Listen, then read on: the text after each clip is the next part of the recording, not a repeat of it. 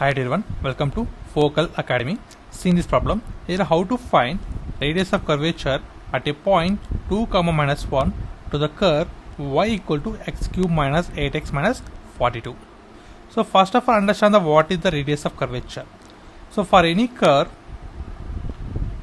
if you draw a circle inside of the curve passing through a certain point,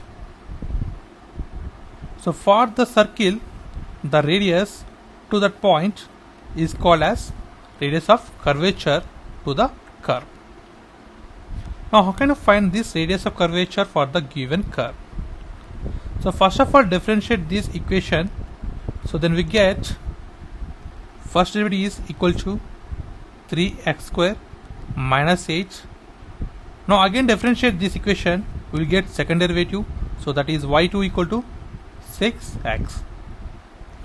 Now we want the first derivative and second derivative at the given point, that is 2, minus 1. So and it becomes, so y1 point at 2, minus 1 equal to 3 into 2 square, nothing but 12. Now second derivative at the same point 2, minus 1, so that's be equal to 6 into 2, nothing but 12. Now we have first derivative and second derivative at the given point. Now we can easily find the radius of curvature.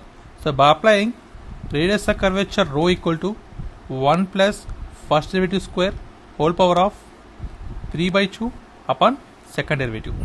Now substitute these two values in this equation, they can get radius of curvature for the given problem.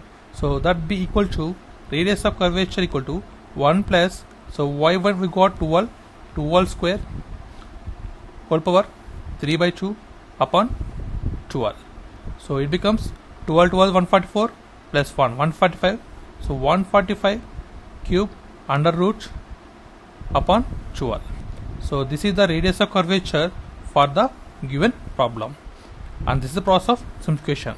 And thanks for watching. Please subscribe, like, share. Thanks.